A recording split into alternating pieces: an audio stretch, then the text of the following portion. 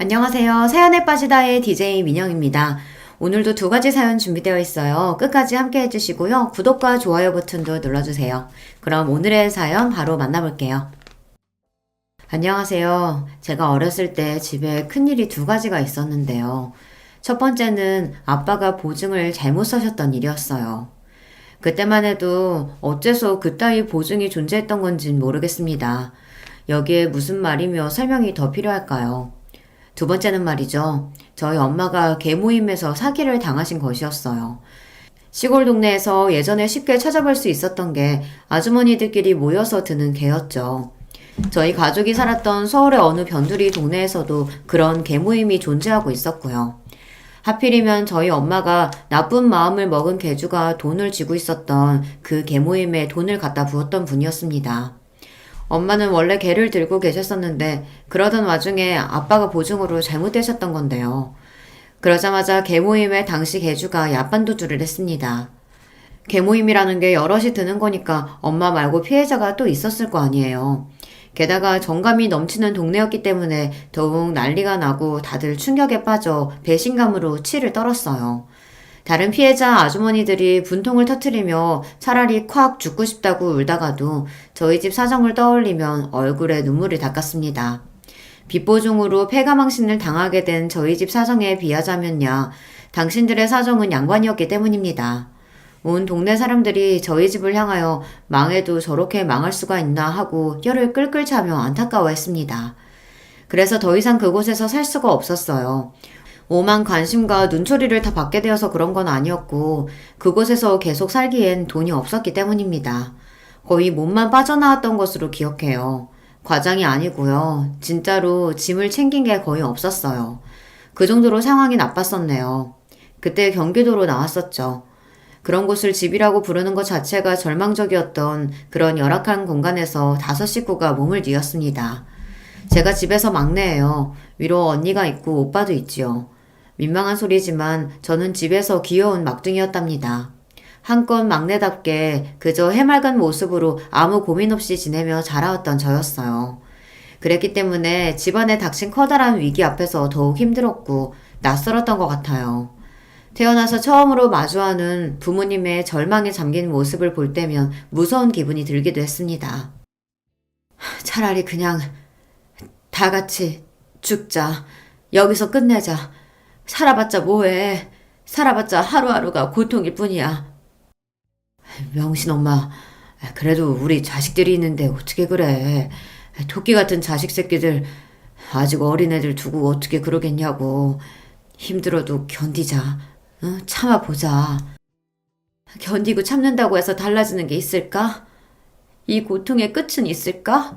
나는 내 새끼들에게 이 고통을 지금보다 더 알게 하고 싶지가 않아. 그러니까 다 데리고서 그냥 함께 저 세상으로 떠나는 게 가장 나을 것 같아. 솔직히 그렇잖아. 우리 그만 고통 속에서 살고 이제 평온해지는 게 어때? 자식들을 다 데리고 가자고? 아직 인생이 창창하다 못해 이제 인생을 시작한 우리 자식들을? 그러면 두고 가? 어떻게 두고 가? 그럴 순 없잖아. 다 같이 데리고 가야지. 아무런 고통도 없는 그곳으로 우리 5식구가 다 함께 떠나는 거야. 어느 날 부모님이 그런 대화를 나누시는 것을 듣고 말았습니다. 집이라고 부르기도 싫었던 그곳의 공간은 너무나도 열악했고 단 하나의 방만이 존재하였는데 벽도 얇아서 단열도 안 되고 방음조차 안 됐었죠. 그래서 야심한 씨가 부모님이 밖에서 대화하시는 소리가 다 들려왔습니다. 잠에 푹 빠져 있었더라면 못 들을 수도 있었을 텐데 그날따라 제 눈이 말똥말똥 뜨여 있었어요. 그리고 당시에 저는 그 내용을 온전하게 이해하기는 무리인 어린아이였으나 본능적으로 이건 아니다라는 생각이 들었고 무서웠습니다. 눈물이 날 것 같아서 몸을 일으켜 앉아 주위를 두리번거리자 언니하고 오빠가 가만히 누워 있었어요. 저는 무서운 기분을 감당하기 힘들어서 울음을 참으며 언니를 살짝 흔들어 깨우려고 했어요. 그러나 제가 언니의 어깨를 잡아 흔들자마자 저지를 당했습니다. 언니가 팔을 들어서 제 손길을 툭 뿌리쳤거든요. 그러더니 몸을 반대로 돌려서 저에게 등을 보이고 누웠어요. 이번에 저는 오빠 쪽을 바라봤죠. 그러자 오빠 역시도 저에게 등을 보이는 자세로 바꿨습니다. 그 순간 깨달음이 왔어요. 잠을 자지 않고 있었던 사람은, 밖에서 나누는 대화 소리를 들어버린 사람은 이곳에서 저 한 명뿐이 아니었다는 사실을 말입니다. 아마 그날 언니하고 오빠는 한숨도 못 잤을 것 같네요. 어린 아이였던 저는 두려움에 떨면서 눈물을 닦고 눕자마자 어설프게 잠이 들었었지만 언니와 오빠는 그러지 못했을 듯 싶어요. 그토록 슬프고도 무서운 밤이 저희 가족에게 있었습니다. 이걸 다행이라고 해야 할지 모르겠으나 다행히도 부모님은 저희 삼남매와 함께 세상을 등지겠다는 걸 실천으로 옮기지 않으셨습니다. 혹시라도 그런 끔찍한 일이 벌어질까 싶어서 한동안은 눈치를 살피며 속으로 오들오들 떨며 지냈었는데 시간이 좀 지나자 마음이 놓이더군요. 제가 그 정도였으니 언니나 오빠는 더욱 예민하게 상황을 주시하며 스트레스를 많이 받았겠다는 생각이 들더라고요. 다들 좁아터진 그 집에서 말을 하는 경우가 드물었습니다. 꼭 필요한 말만 했었고요. 원래 시끄럽지도 않아서 대화가 잔잔하게 오갔던 게 저희 집의 옛 풍경이었기 때문에 이런 변화가 두고두고 저는 낯설었습니다. 그리고 저는 사랑만 받고 응석바지 막내였었기에 이제 저를 보며 애정 가득한 눈빛을 주시는 부모님의 모습을 보기 어려워진 게 가장 힘들었어요. 세상에 찌들고 사람에게 실망하고 지칠 대로 지쳐버린 두 분의 얼굴에서는 눈빛이 죽어 보였었죠. 언니가 고등학생일 때 오빠는 중학생, 저는 초등학생이었는데요. 어느 날 언니가 부모님 앞에서 대역 죄인이라도 된 것처럼 고개를 푹 숙인 채로 무언가 양해를 구하고 허락 또한 구하는 그런 장면을 제가 봐버렸습니다. 당시에는 영문을 몰랐었는데 그건 언니가 대학에 가고 싶다는 이야기였더라고요.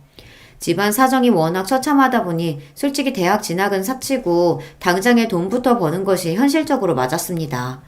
그러나 언니는 대학에 가고 싶다는 꿈이 너무나도 강했던 거예요. 그래서 부모님은 무척이나 속상해 하셨습니다. 누구보다도 큰딸을 대학에 보내고 싶어 하셨던 분들이었으나 그럼에도 선뜻 그러라는 허락을 내뱉기 어려웠으니까요. 현실이라는 게 그렇게 냉정하고 타협이 없더라고요. 아마 누나가 대학 가기는 힘들걸? 우리 집 상황을 봐. 대학은 무슨 대학이야. 고등학교 마저 다니고 졸업하는 것도 감지덕지인데 어쩌면 당장에 고등학교 자퇴하려고 누나한테 그러실 수도 있어. 오빠는 제 앞에서 냉소적으로 자기 생각을 말했었습니다. 그 소리를 듣고서 저는 별 생각 없이 고개를 끄덕였었죠. 그러나 저희가 틀렸습니다. 심각하게 고심을 이어가던 부모님이 전혀 다른 결론을 내리셨기 때문입니다. 그래 명신아, 네가 그렇게나 가고 싶어하는 대학, 만약에 가지 못하면 그 후회와 서러움이 너의 평생에 따라 붙겠지. 그건 아빠하고 엄마도 원하지 않아. 그러니까 가고 싶으면 대학에 가라. 네 하고 싶은 대로 해도 돼. 아빠가 그렇게 말씀해 주셨을 때 언니가 그 앞에서 펑펑 울었습니다. 언니가 그렇게 우는 것을 처음 봤던 때가 바로 그 순간이었네요. 부모님에게 연달아 벌어졌던 일들로 저희 집이 폭삭 주저앉았을 때 오빠하고 저는 현실이 믿겨지지 않아 눈물을 흘렸었는데 언니는 그때도 입술을 꽉 깨물고서 안 울었었거든요. 그랬던 저희 집 장녀가 대학을 가도 좋다는 이야기에 오열을 하고 있었습니다. 그 모습은 제 가슴에 뜨거운 울림을 주었던 것 같아요. 언니는 고등학교 졸업 후에 무난한 4년제 대학에 들어갔습니다. 가족들에게 엄청 미안해했어요. 명문대가 아니라서 미안하다고, 대학 욕심을 냈던 주제에 공부는 그만큼 하지 못해서 면목이 없다고, 얼마나 가족들 앞에서 울적해했는지 모릅니다. 하지만 부모님은 그런 언니를 따스히 다독여 주셨어요. 그래서 언니가 대학 생활을 시작할 힘을 얻었던 거라고 저는 그렇게 보고 있어요. 부모님은 언니가 대학을 가기 전에 간 후에도 미친 듯이 일을 하며 돈을 벌고 계셨습니다. 아빠는 온갖 현장 일을 닥치는 대로 다 다니셨고요. 그래서 몇 날 며칠씩 집에 안 들어오시는 일이 허다했습니다. 엄마는 생산직으로 공장을 다니셨죠. 옛날에 엄마에 비하면 너무나도 생기가 하나도 없는 모습이라 슬프고 낯설었지만 그래도 집이 폭삭 주저앉았던 그때 직후에 비하면 시간이 지나며 얼굴이 많이 나아지셨기 때문에 그나마 다행이라고 저는 생각했습니다. 적어도 더 이상 5식구 다 같이 죽자는 말씀은 안 하시게 되었으니까요. 대학생이 된 언니는 공부뿐만 아니라 일까지 열심히 했습니다. 정말 24시간이 부족해 보일 정도로 열심히 살았었죠. 20대 초반에 체력이 받쳐줬기 때문에 가능했던 것이지 안 그랬으면 불가능했을 게 분명하다는 생각이 들 정도로 언니는 무리를 해가면서 대학 생활과 동시에 각종 일을 하며 돈을 벌었습니다. 그래서 4년제 대학을 다니는 동안 단 한 번도 집에다가 손을 벌린 적이 없었고요. 오히려 생활비에 보태 쓰시라며 부모님께 돈을 드렸어요. 사춘기 시절 집안 상황도 그랬다 보니 잠시 심적으로 방황을 하기도 했던 오빠가 정신을 바짝 차리게 된 것에는 죽도록 열심히 사는 언니의 모습도 있었다고 봅니다. 오빠는 전문대를 갔는데요. 거의 학비가 안 들었던 곳으로 알고 있어요. 그래서 오빠가 그 전문대를 간 것이었고 학교와 연계된 일터에 곧장 취업까지 했었죠. 그 시기에 오빠가 남겼던 말이 무척이나 인상 깊었어요. 적성? 흥미? 진로 고민? 그딴 걸 떠드는 것 자체가 전부 사치야. 그냥 최적의 길을 찾아서 닥치는 대로 살아야 돼.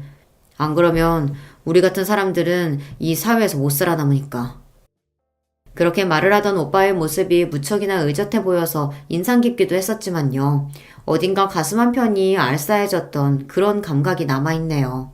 쉬지 않고 일을 해오신 부모님부터 언니와 오빠까지 전부 이를 악물고 지독하리만치 악바리 정신으로 무장한 채 살았습니다. 그런 희상이 모이고 또 쌓여서 이뤄낸 변화가 있었다면 드디어 집이라고 부를 만한 곳에서 살게 되었다는 것이었네요. 제가 고등학생이 되었을 무렵에는 저희 집을 제법 살만하다고 표현할 수 있었던 것 같아요. 하지만 평화를 쟁취하는 것에는 대가가 따르더군요. 그 즈음부터 아빠가 편찮으셨어요. 너무나도 무리를 해오신 것에 대한 후유증이었겠죠.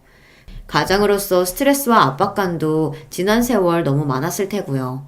무엇보다 비보증을 잘못 써셔서 모든 걸 망치셨던 그때부터 아빠는 아마 단 한순간도 죄책감에서 벗어나 보신 적이 없었을 거예요. 그런 것들이 전부 아빠의 건강을 갉아먹은 모양이었어요. 그날도 돈을 벌러 나가셨다가 길에서 쓰러지셨죠. 병원으로 실려가셨어요. 몸에서 어디 한 군데 균형이 맞아있던 곳이 없었고 무엇보다 암이 걸리신 상태였습니다.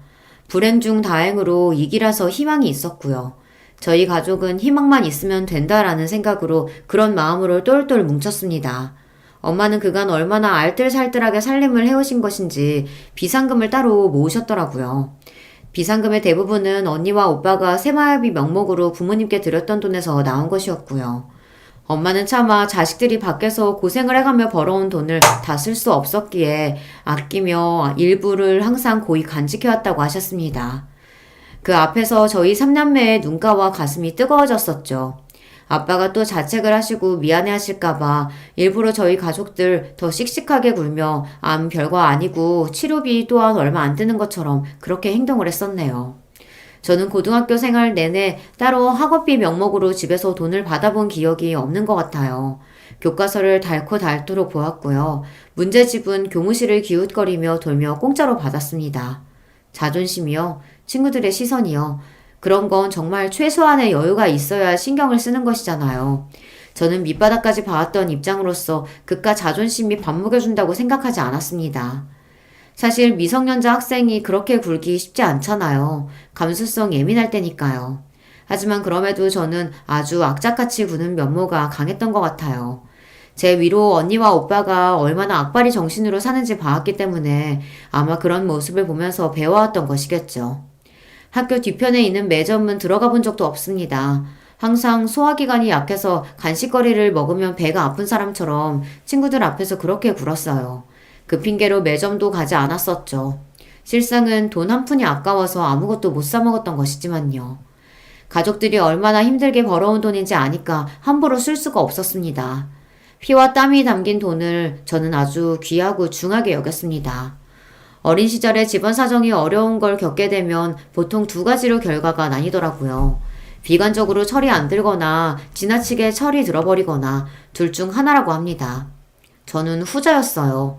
학창시절에 항상 머릿속에는 티끌모아 태산이다 이런 생각을 가지고 있었고요. 그래서 매점에 작은 과자 한 봉지도 못 사 먹었던 거예요. 돈이 너무 아깝고 어렵게 생각되어서 그런 이유로 공부도 열심히 했던 사람이 바로 저입니다. 돈이 간절하고 부족할수록 남들보다 공부를 더 열심히 해야 한다는 이치를 다행스럽게도 저는 제때에 알아차린 경우였어요. 비록 학원 한번 다니지 못했었고 학용품 또한 공짜로 얻어지는 것을 사용해서 공부를 해야 하는 입장이었으나 그런 걸 핑계로 삼지 않았습니다. 무조건 공부에 매달렸고 그 결과 꽤 알아주는 대학에 저는 들어갈 수 있었는데요. 중요한 대목은 장학금을 받고서 입학했다는 사실이겠죠. 이게 저는 그렇게나 뿌듯하고 보람되더라고요. 제가 대학교에 들어갔을 때 부모님이 많이 우셨습니다. 언니도 오빠도 가슴 벅차서 어찌할 줄을 몰라 했었고요. 단순히 집안의 막둥이가 드디어 다 커서 대학에 갔다는 사실 때문에 가족 모두가 그런 반응을 보였던 건 아니었죠. 제가 좋은 대학에 그것도 장학금을 받고서 들어갔다는 사실 자체가 저희 가족들에게는 커다란 희망으로 다가왔기 때문입니다. 희망은 미래를 꿈꾸게 한다는 것을 이미 알고 있었어요. 아빠가 암을 이겨내고 무사히 일상으로 돌아오셨던 것에서 이미 증명이 되었기 때문입니다. 어리고 약하게만 보였던 막둥이 동생인 제가 성공적인 대학 입시를 끝마쳤다는 것, 그게 언니에게 굉장한 힘이 되었다고 하더라고요. 사실 언니는 너무 오래 무리하며 달려온 사람이었으니까 사람인지라 한계가 있어서 지칠 법도 하잖아요. 지쳐서 주저앉고 싶었을 무렵 제가 보란듯이 대학에 잘 갔던 것이었죠. 그게 언니를 힘이 나게 만들었습니다. 언니는 다시 달려보자는 각오를 다지고서 그렇게 살았고요. 그러다가 형부를 만났습니다. 형부가 정말 성실하고 착하고 좋은 분이에요. 인상부터 서글서글하고요. 사람이 진국이라고 할 수 있습니다. 다른 무엇보다 일단 저희 부모님에게 너무 잘하고요. 사위복이 있다면서 우리 부모님이 형부를 얼마나 마음에 들어 하시는지 모른답니다. 그런 형부와 만나서 결혼한 언니는 알콩달콩 결혼 생활을 잘 해나갔네요. 보기 좋은 모습이었어요. 그런가 하면 오빠는 부유한 집안의 여자한테 푹 빠져서 매달렸어요. 그 여자 입장에서는 당연히 제 오빠 따위 전혀 눈에 안 찼겠죠. 하지만 10번 찍어 안 넘어가는 나무 없다고 하던가요. 자신을 공주처럼 받들어주는 남자 앞에서 조금씩 흔들리게 됐던 모양입니다. 결국은 그 여자가 오빠의 마음을 받아줬어요. 바로 제 새언니인데요. 새언니네 집안에서는 당치도 않는 남자하고 어디 결혼을 하려고 드냐면서 처음에 두 사람의 결혼을 무조건 반대했었다고 합니다. 그러나 결국 반대를 철회하시게 됐었는데 그 사유 중 하나가 오빠의 동생인 제가 좋은 대학 간판을 달았다는 점이었어요. 그러니 어떻게 보자면 오빠는 제 덕분에 결실을 맺을 수 있었던 건데요. 사람 일이란 정말 신기하죠. 오빠가 저에게 무척이나 고마워하였답니다. 꼭 은혜를 갚겠다는 말까지 하면서 얼마나 저의 공으로 돌려주는지 몰라요. 그렇게 두 사람이 결혼을 했고 새언니네 집안이 부유한 만큼 당연히 저희 집안에도 반사 이익이 돌아왔으므로 경사가 난 것이었습니다. 그때부터는 부모님의 얼굴이 활짝 펴기 시작했고요. 살다 보니 이런 날도 오는구나. 살아있길 잘했다. 오늘날까지 인생 살아보기를 정말 잘했어. 오빠가 새언니하고 결혼하던 날 엄마가 눈물을 훔치시며 그렇게 말씀하시는 것을 들었어요. 그러자 그 옛날 너무나도 힘들었던 때에 엄마가 차라리 다 같이 죽자고 생각하셨던 게 떠올라서 가슴이 아팠던 것과 동시에 감기가 무량하였습니다. 그 힘든 시절이 어느새 다 지나고 이렇게 빛 보는 날이 오는구나 싶더라고요. 역시 좋은 것이든 나쁜 것이든 결국에 모든 것은 다 지나가기 마련이라는 말이 맞았습니다. 저는 대학을 졸업하고서 꽤 이름이 있는 기업에 들어갈 수 있었어요. 사무실에 저만의 자리가 있고 제 명함이 있다는 사실에 처음에는 너무 믿어지지 않을 만큼 감격했던 기억이 나네요. 쫄쫄 굶어가면서 교무실에서 얻은 문제집을 풀던 수험생 시절이 떠올라 더욱 그랬던 것 같습니다. 이제 여기까지 왔으니 어디 한번 최선을 다해서 이 생활을 누려보자 하는 마음도 들었고요. 저는 돈 버는 재미를 처음 느끼기 시작했어요. 학교를 다니면서 아르바이트를 했던 때와는 차원이 달랐죠. 자연스레 돈 관리에도 관심이 가더라고요. 저축부터 재테크까지 다양하게 관심을 두며 짬날 때마다 공부를 하였답니다. 저와 이런 부분에서 대화가 통하는 사람들과 회사 내에서 친해지게 되었어요. 그렇게 친해진 분들 중 어떤 한 분을 통해서 남자 한 명을 소개받게 되었는데요. 저는 제 남편을 그런 과정으로 만났던 것이죠. 다니던 회사 수준이 거의 비슷했었기 때문에 소개를 받게 되었었는데 처음에 얘기를 언뜻 전해 듣고서 기대했던 것보다 직접 만나보니까 더 좋았던 사람이 바로 제 남편이었습니다. 일단 사람이 가볍고 허황된 것과는 거리가 멀었고요. 성실했어요. 그러면서 일하는 것에 관해서는 의욕이 강한 편이었으며 성격은 착하다고 볼 수 있었습니다. 너무 마음에 들더라고요. 그래서 금세 사귀기 시작했었고 그때 남편이 모아놓은 돈이 별로 얼마 안 됐었습니다. 그렇다고 해서 시댁 집안이 잘 사는 것도 아니었고요. 하지만 제가 경제적인 부분에 전혀 개의치 않았던 것 같아요. 돈보다 사람이 우선이라고 생각했었고 무엇보다 형부라는 예시가 있었으니까요. 저희 언니하고 결혼했을 때 형부가 돈도 뭣도 없었지만 그럼에도 단란하게 가정을 꾸려서 너무 행복하게 잘 살아왔죠. 경제적인 배경이 부족하더라도 사람 됨됨이가 좋고 착실하고 자기 여자 하나만 바라보고 이런 남자라면 저는 너무 좋았습니다. 결혼 상대로 너무 괜찮다고 속으로 생각을 쭉 해왔던 저는 남편과 만난 지 1년 정도 됐을 때 먼저 결혼에 대해 의논하자고 말을 꺼냈었답니다. 남편하고 사귀는 동안 싸운 적이 전혀 없었을 만큼 서로 잘 맞았었는데 결혼 문제에 관해서도 마찬가지였어요. 생각이 엇비슷했고 결혼하고 싶은 마음 또한 잘 통했습니다. 그래서 그때가 되자 저는 가족들을 향해 결혼하게 되었다고 밝혔었고요. 그랬더니 온 가족이 한바탕 난리가 났었네요. 우리 집 막둥이가 언제 이렇게 다 커서 시집을 가게 됐다고 그러니? 언니하고 오빠가 결혼한다고 했던 때와는 서운함보다 기뻐하는 감정이 훨씬 더 큰 게 보였던 엄마가 눈물이 그렁그렁한 걸 보자 저도 눈시울이 뜨거워졌습니다. 아빠 역시도 첫째와 둘째를 결혼시켰던 때에는 그저 이럴 때가 되었구나 싶은 마음이 컸었는데 막내가 결혼한다고 하자 그만큼 세월이 많이 흐른 것도 갑자기 느껴져서 가슴 한편이 썰렁하고 허전해진 기분이라고 하셨어요. 부모님이 울컥하신 모습을 보였다면 언니와 오빠는 놀랍고 즐거워하는 모습을 보여주었습니다. 아무리 의젓하게 행동을 해도 영원히 어린 동생으로만 보였던 제가 결혼을 한다고 하니까 진짜로 완전히 어른이 되었다는 게 그제서야 체감이 되며 깜짝 놀랐다고 하더라고요. 오빠는 저에게 통 큰 결혼 선물을 안겨주겠다는 말까지 하였습니다. 내가 너한테는 일전에 크게 신세 진 것도 있었잖아. 이제 갚아야지. 차 한 대 뽑아줄 테니까 마음에 드는 게 있는지 한번 진지하게 알아봐. 뭐? 차를 뽑아주겠다고? 그게 정말이야? 아니야. 안 그래도 돼. 그럴 거 없어. 새 차 필요하면 내가 뽑으면 되는 거지. 왜 오빠가 그렇게 무리를 해? 야, 이 녀석아. 내가 그래도 네 오빠인데 이 정도는 해줘야지. 그리고 민망한 사실 한 가지 밝히자면 차를 100% 내 돈으로 뽑아주겠다는 건 아니야. 오빠 돈만이 아니라고? 그러면 또 누구 돈이 들어가는 건데? 잠깐만. 설마 새언니? 제 결혼 선물로 오빠뿐만이 아니라 새언니까지 합세해서 정말 놀랍게도 차를 한 대 뽑아주겠다고 한 거예요. 제가 새언니와 개인적으로 연락을 해본 일이 없었고요. 새언니는 워낙 시댁과 거리를 딱 유지하며 사는 며느리라고 스스로를 미리 규정했던지라 저와 교류를 할 일이 없었습니다. 그런 새언니에게 가족들은 아무런 불만이 없었고요. 워낙 잘난 집안 배경 가진 사람이 새언니이기도 하고 성격 자체도 그렇다고 하는데 저희 쪽에서 무슨 불만이 있겠어요. 게다가 오빠가 오죽 새언니를 좋아해왔어야 말이죠. 그래서 저는 개인적으로 새언니와 친하지 않았는데 제 결혼 선물을 챙겨주겠다고 한 걸 듣고서 마음이 뭉클해졌습니다. 새언니 역시도 제 덕분에 자기 친정으로부터 결혼 허락을 받을 수 있었다고 생각을 계속 해온 모양이더라고요. 제 결혼이라는 건수가 생긴 참에 뭔가 저에게 보답을 해주고 싶어하는 새언니의 마음을 알고 제가 굳이 거절하는 건 도리가 아닌 것 같아 받기로 했습니다. 차종을 고르는 데는 시간이 걸리지 않았어요. 평소에 제가 속으로 원하고 있었던 차종이 있었거든요. 그래서 그때 결정은 바로 했었고 실제로 차가 출고되어 제가 받아보게 된 건 몇 달 후의 일이었네요.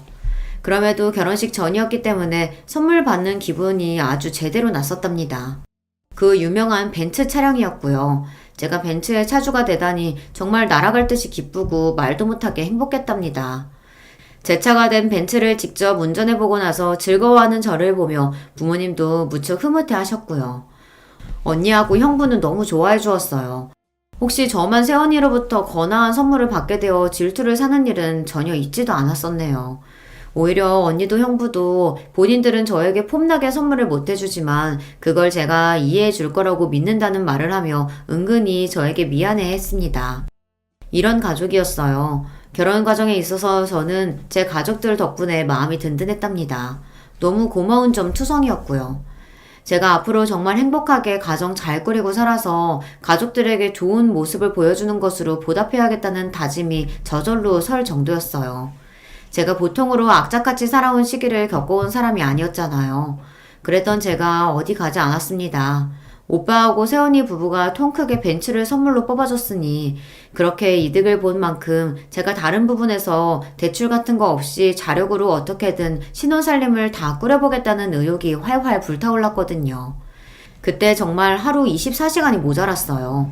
퇴근하고 나서는 계속해서 여러 가지 시행 제도를 찾아보며 저와 남편이 결혼하면서 받을 수 있는 혜택을 알아보고 공부했거든요. 신혼집도 절대로 거저 구한 것이 아니었고요. 얼마나 많이 공부하고 고심하고 직접 발로 다 뛰어가면서 준비와 마련을 했던 건지 모릅니다. 저는 이게 응당 당연한 거라고 생각을 했었어요. 어디에 기대거나 손 벌릴 생각이 없이 스스로의 힘으로 일단 하는 데까지 최선을 다해서 해보자는 것이었죠.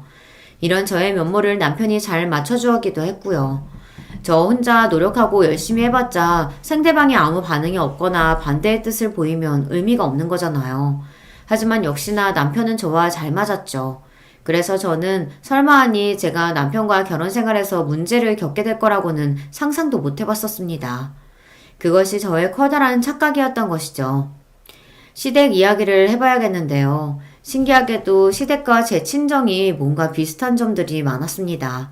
우선 시댁이 예전에 사기를 당하는 바람에 폭삭 주저앉았던 일이 있었거든요. 나쁜 사기꾼이 작정하고 덤벼들었던 것에 시아버지께서 속수무책으로 당하셨던 일이라고 합니다. 저희 친정 부모님도 빚 보증, 계주, 야반도주 같은 일을 겪으신 바가 있었으니 남의 일처럼 들리지가 않더군요. 사기 피해를 당해서 전 재산을 잃고 빚까지 지게 된 시댁이었는데 시아버지께서 그 후로 미친 듯이 일만 하셨다고 합니다. 어떻게든 가장으로서 노력을 다 해보셨던 것이죠. 그러다가 어느 날 지나치게 무리를 해오셨던 탓인지 근무 현장에서 쓰러지셨고 몸에 문제가 있다는 청천벽력 같은 진단이 떨어졌다고 합니다. 이런 것마저 왠지 저희 친정집 사정하고 비슷하지 않나요? 남편이 저처럼 집에서 막내라는 공통점도 있었습니다. 위로 형이 하나 있었죠. 그런데 이제 다른 점을 짚어보자면 시부모님께서는 저희 친정 부모님과는 다르게 이혼을 하셨다는 사실입니다. 편찮으셨던 시아버지께서 투병 생활을 거치신 후 정말 다행스럽게도 건강을 회복하셨다고 해요. 그랬건만 오히려 너무 많은 고비들을 겪은 것이 원인이었는지 시부모님께서는 이제 서로 부부로 지내는 것이 싫어지셨고 더 이상은 그렇게 살 수 없다는 결론을 내리셨던 건데요. 이혼 과정에서 시숙과 남편은 시어머니의 편이었다고 합니다. 둘 다 똑같이 모친의 편을 든 이유가 있었는데 그건 바로 시어머니께서 옛날에 고된 시집살이를 너무 혹독하게 당하셨던 분이기 때문입니다. 시어머니께서 당시에 시어머니를 모시고 살았던 며느리였어요. 그 생활이 남편이 9살 때까지 이어졌다고 하네요. 화병이 쌓이고 쌓여 시어머니께서는 너무 괴로워하셨고 결국에는 분가가 이뤄졌습니다. 그렇게 분가하여 드디어 살만해진 생활을 한 게 3년 정도 지났을 때 시아버지께서 어처구니 없이 사기를 크게 당하셨던 거예요. 당연히 사기를 친 놈이 나쁜 것이고 잘못된 것이지만 시부모님 두 분 중에서 잘못하신 분이 있다고 한다면 그건 시아버지였을 겁니다. 그러나 시어머니께서는 당신의 시댁 사람들로부터 비난의 화살을 받으셔야 했었죠. 내조를 제대로 하지 않았기 때문에 그런 비극이 벌어진 거라는 그런 황당한 비난을 받으셨을 때 시어머니의 가슴에서는 불길이 솟고 있었어요. 그리고 그런 게 깊이 쌓여 있다가 결국에 나중에 이혼이라는 결과를 불러왔던 것입니다. 시숙은 전문대를 졸업하고 나서 금방 취업을 하셨다는데 이 부분은 제 친정오빠와 비슷하지만 많이 다른 부분은 결혼이었습니다. 제 손이 동서하고 혼전 임신으로 결혼을 하셨거든요. 그때 동서 수중에 돈이 300만 원이 있었다나 뭐 그렇다더라고요. 게다가 동서의 친정은 무척이나 가난했고 빚이 좀 있었습니다. 그랬으니 시어머니께서 뒷목을 잡으실 수밖에 없었겠죠. 하지만 이미 상황이 그렇게 흘러가 버린 걸 어찌하겠나요. 시숙은 본인의 처가 사정이 워낙 안 좋으니까 결혼 후에도 생활비 지원 같은 걸 그쪽에 우선적으로 하며 지내게 되었고 그 모습을 시어머니께서는 속 끓이며 지켜보셔야만 했습니다. 에휴, 만약에 내가 자식이 하나뿐이었으면 어쩔 뻔했어. 둘 낳기를 잘했지. 시숙의 결혼을 두고 시어머니께서는 잘못된 결혼이라고 부르셨으며 분개하셨으나 다행히도 자식이 한 명 더 있었던 거예요. 제 남편 말입니다. 자기 형보다 대학도 잘 나와서 4년제 대학에 학위를 따자마자 곧장 취업도 잘했고요. 성격도 훨씬 장남보다 유하고 서글서글한 차남이 바로 제 남편이었습니다. 남편에 대한 시어머니의 기대가 제 눈에는 다 보였고, 저는 며느리로서 정말 잘해드리고자 했습니다. 이제 시어머니도 저의 가족이잖아요. 가족을 위해 나서고 인내하고 희생하고 이러는 게 저는 당연하다고 알며 살아왔으니까요. 제 딴에는 시어머니께 정말 잘해드린다고 잘해드렸고 신경을 써드린답시고 써드렸습니다. 그러나 시어머니께서는 저에게 실망하신 눈치를 금세 드러내시더군요. 신혼여행에서 시어머니의 몫으로 사다 드린 관광기념품 몇 가지와 화장품 세트를 받아보셨을 때부터 실망의 기색을 감추지 못하셨어요. 좋고 예쁘기는 한데 너는 왜 이렇게 돈을 아끼니? 다른 데는 아끼더라도 시어미 선물이면 좀 팍팍 쓸 줄 알아야지. 그게 맞는 거지. 네? 최고로 인기 많은 것들 중에서 열심히 골라본 건데 어머님 눈에는 별로인가요? 혹시 다른 브랜드 화장품으로 사드릴까요? 아니 화장품이고 나발이고 명품백 하나 정도는 사왔어야 맞는 거 아니냐? 내가 얼마나 기대를 했는데 아유 이게 뭐니? 어떤 거요? 명품백이요? 어머님 죄송한데 그건 생각도 안 해봤어요. 신혼여행 갔다가 사오기에는 좀 여러모로 부담스러운 것 같네요. 그럼 언제 사주려고? 내 생일에? 그건 그때 가서 생각을 해보고 준비를 하겠습니다. 그래, 그때 생각 한번 잘 해봐라. 너는 네 친정오빠가 결혼을 그렇게 잘했는데 부잣집하고 인연을 맺었으면서 어쩜 그렇게 째째하니? 그렇게 사는 거 아니야. 저는 시어머니 입에서 새언니 친정의 이야기를 들은 순간 감을 잡을 수 있었어요. 세상에 저는 그런 쪽으로는 생각도 안 하고 있었는데 시어머니께서는 새언니로부터 이어지는 콩고물을 어떻게 받아볼 수 있을까 싶어 그걸 염두에 두고 계셨던 겁니다. 너무 당황스러웠지만 그렇게 생각이 되셨을 수도 있겠다 싶었고 그냥 넘어갔었네요. 하지만 그 후로 시도 때도 없이 명품 타령을 하시는 거예요. 어디 가볍게 외출을 하려고 해도 들고 나갈 가방이 마땅치 않다느니 모자에 비싼 로고가 박혀있으면 멋있게 쓸만할 텐데 그렇지 못해서 모자도 쓸 게 없다느니 대체 그런 소리를 저한테 전화를 왜 하시는지 알 길이 없었네요. 아니 어머님은 나 일하는 거 뻔히 아시면서 왜 자꾸 전화하시는 거야? 나하고 특별히 하실 대화도 없으시면서 그러시네. 내가 바쁘다고 해도 안 들으셔. 당신이 어떻게 좀 해봐. 며느리가 생겨서 우리 엄마가 좋으셔서 그래. 솔직히 형수님은 거의 안 보고 살잖아. 보면 속 터진다고 엄마가 그러시는데 당신은 너무 마음에 드셨으니까 신나서 그러시는 거야. 남편은 멀쩡한 며느리가 생긴 게 처음이라 시어머니께서 신이 나서 처음에만 이러시는 거라고 하였습니다. 그런 소리를 들으니까 제가 굳이 또 예민하게 굴고 싶지는 않더라고요. 시어머니께서도 이제는 제 가족이니 제가 받아주는 연습도 해야겠다 싶었네요. 하지만 듣기도 싫은 명품 이야기를 자꾸 듣는 것은 아무 효율도 없는 것 같아 딱 잘라 말씀드렸었죠. 어머님, 제가 명품 들고 다니는 거 본 적 있으세요? 없으시죠? 그리고 저희 부모님도 마찬가지세요. 제가 명품 사치를 전혀 안 했기 때문에 당당했습니다. 저희 부부가 알뜰하게 신혼생활을 꾸려가고 있는 참인데 시어머니께서 자꾸 그러시면 곤란하다는 말씀을 드렸더니 그제야 민망해 하시더라고요. 왜 그렇게 쓸데없이 검소하고 그러니? 투덜거리셨지만 그 후로 명품 선물을 달라고 매일같이 그러시지 않아 다행이었네요.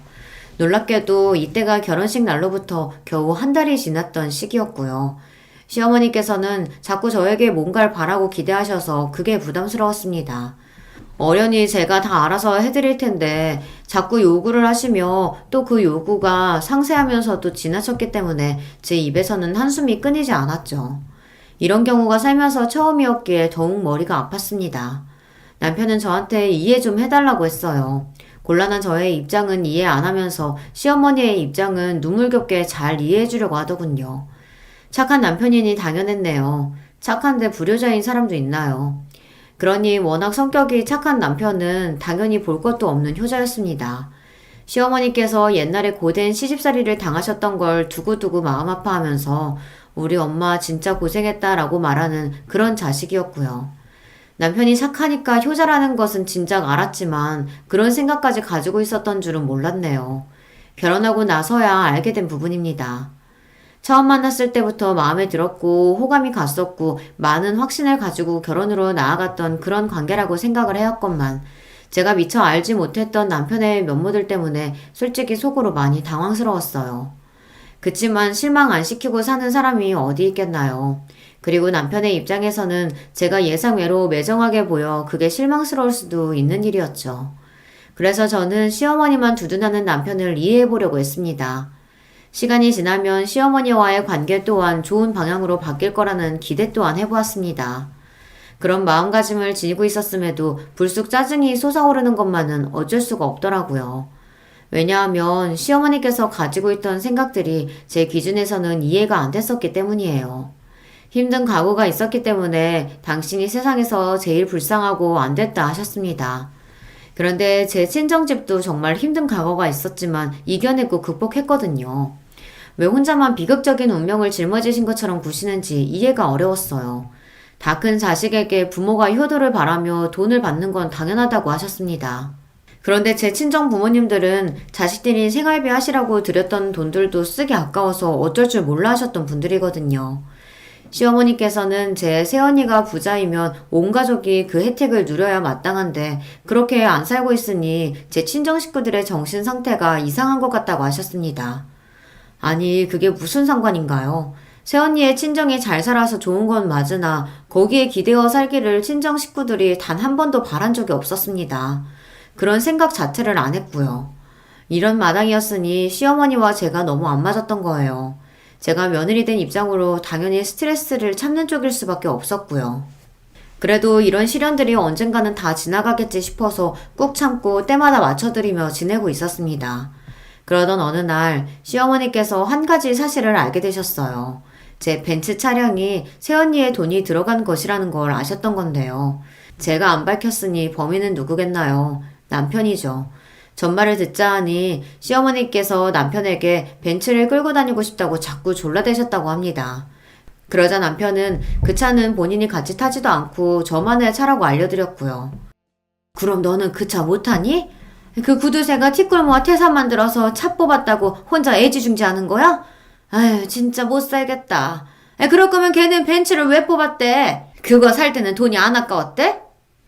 시어머니께서 하도 우는 소리를 그렇게 하시자 남편이 그 벤츠가 저희 오빠 새언니 부부가 뽑아준 거라고 실토를 해버렸던 건데요. 시어머니의 눈이 뒤집어졌죠. 너는 네 친정오빠가 장가 잘 든 덕에 너는 네 친정오빠가 장가 잘 든 덕을 안 보고 사는 것처럼 굴더니 고상한 척이란 척은 다 하더니 결국에는 누구보다 그 혜택을 누린 거였다 이거지? 저한테 득달같이 따지시더군요. 제가 그런 게 아니라고 사연이 좀 있다고 해명을 했지만 듣지 않으셨고요. 그 후로 자꾸만 벤츠를 노리셨어요. 혼자서 콩고물 맛을 보고 사는 건 치사하다며 저를 비난하셨습니다. 장난이 아니라 진심으로 자꾸 그러시기에 제가 참다 못하고 남편한테 이 상황을 어떻게 할 거냐고 따졌죠. 그랬더니 남편이 시어머니께서 제 벤츠를 타고 다니시게 그냥 두라는 것입니다. 당신은 어차피 출퇴근 버스 타고 하잖아. 그러니까 우리 엄마가 평일에 장 보러 다니시고 바람 쐬러 돌아다니시고 친구분들 만나실 때 당신 차 좀 끌고 다니시게 두면 안 돼? 내가 왜 그래야 돼?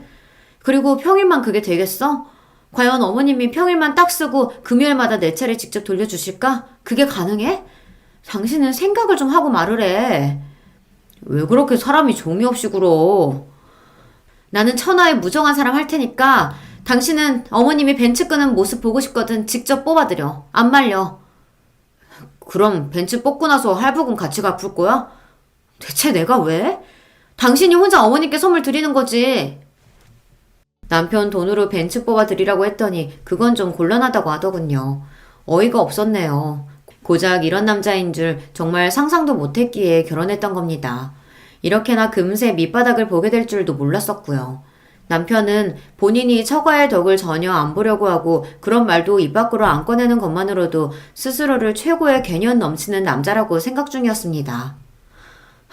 왜 제가 제 남편의 밑바닥을 이렇게 보게 된 것인지 애초에 신혼집을 시댁과 가까운 동네로 구했던 것이 후회 막심하였습니다. 그렇지 않았다면 이런 머리 아픈 상황들이 계속 이어지지는 않았을 것 같더라고요. 이미 이렇게 되어버린 일들 뭐 어쩌겠나 싶어서 이제라도 적당히 시어머니의 말씀들을 흘려들으며 지내야겠다 생각했었죠. 괜히 제가 잘해드리려고 좋은 며느리가 되고 싶어서 의욕을 부렸다가 스스로 무덤을 파온 것 같았습니다. 그래서 일을 할 때는 아예 시어머니의 전화를 받지 않았고요. 문자도 퇴근하고 집에 도착해서야 답장을 보냈습니다. 평일에 일하는 직장인이 주말에 쉴 때는 쉬어야 한다는 명목으로 시어머니의 부름에는 핑계를 댔고요. 그랬더니 남편이 서운해하는 눈치였어요. 좀 삐진 모습이었고 제가 이럴 줄 몰랐다며 실망이라고 투덜대기도 했습니다. 거기다 대고 제가 받아쳤다가는 싸움 날 것 같아 제가 참고 가만히 있었고요. 그러던 와중에 결국 시어머니께서 못 참고 행동을 개시하셨던 거예요. 퇴근하고 왔는데 집에 시어머니께서 계셨습니다.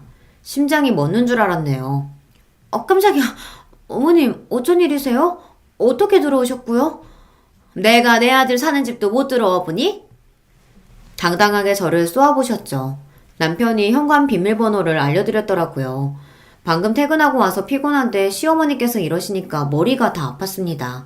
그래서 힘없이 무슨 일로 이렇게 오신 거냐고 여쭸더니 바빠서 고단한 척 하지 말라며 제가 항상 온갖 종류의 고상한 척 다 하는 것 같다며 잔소리를 퍼부으셨죠. 세상에 퇴근하자마자 이런 소리를 들어야 한다는 게 기가 막혀서 가만히 있었는데요. 혹시 저녁도 드시고 가실 건가 싶은 궁금증과 걱정으로 시어머니를 멍하니 바라보고 있었는데 그때 본론을 꺼내 드셨습니다. 갈 때는 네 차 타고 가련다. 아, 제가 모셔다 드릴까요? 너는 그냥 차 키만 주면 돼. 내가 알아서 몰고 갈게. 네? 그게 무슨 말씀이시죠?